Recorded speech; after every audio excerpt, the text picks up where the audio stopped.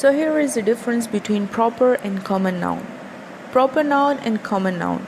Proper noun may be pussycat, Pakistani, Quran, the Habib Bank, Bulldog, Amir, JK College, and a common noun may be cat, country, book, bank, dog, boy, and college. Next one is the collective noun. Collective. The word collective means something that is in a group form. Okay, so collective noun is a noun or a name of a group or collection of person or things counted as one. For example, family, team, group, audience, class, government, police, herd, bunch, and much more.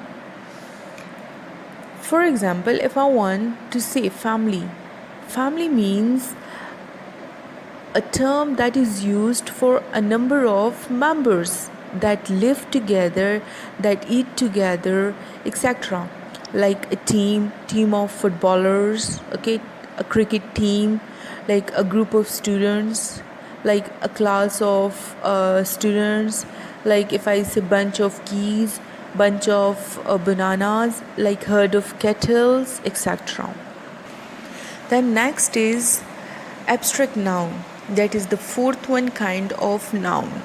Abstract means some ideas that you can't see, that you can't smell, that you can't hear, that you can't taste or touch, but you can only feel that. So abstract noun is the name of a quality, experiences, feelings, or an idea that we cannot see or we cannot perceive that through our five senses. For example, patience. We can't see patience, we can't smell, but only we can feel that. Courage, advice, freedom, kindness, beauty, love, honesty, justice, hate, nice, great, and much more. All these are the abstract noun. Okay, now there are some rules for making an abstract noun. You can also make an abstract noun by adding some suffixes like dry, and if you are add a suffix means the word that comes after another word, okay, and that will add some meaning to the first one word, like dryness, then is mother, and if we add hood, so it will become motherhood. Some abstract noun that ends with y, ty, ity, ion, tion, and ation, like the one with y, that is joy, beauty, responsibility, collection, destruction, and admiration. Now you can see all these words that you can't touch, that you can't smell, you can't see that, you can't taste that, but you can only feel these ideas, okay? So here is another example that is about dream. If you dream about something, you can't, that is only an idea in your mind. Like kindness, if someone is very kind, so you can't feel, you can't touch that kindness, you can't see that kindness, but you can feel that, okay? Another one is like happiness. You can feel someone's happiness, but you can't touch that, you can't smell that, you can't see that, or you can't hear or taste that, okay? The last one is the material or concrete noun.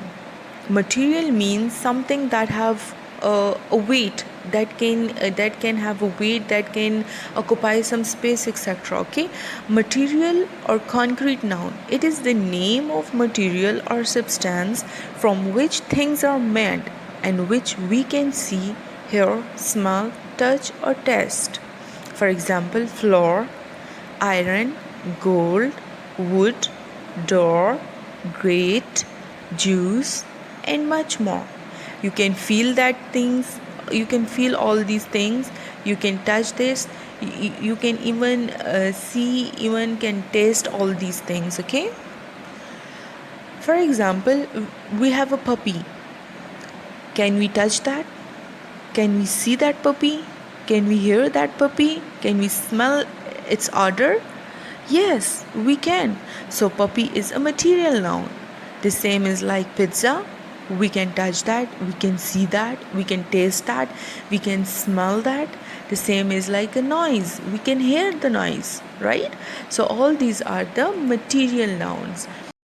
Okay, then we can also say that concrete noun can be like a proper noun. Proper noun is also called a concrete noun, common noun, collective noun, countable and uncountable noun.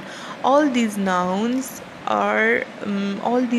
you can also say that these are the material or concrete noun. So it's all about the noun and its kind.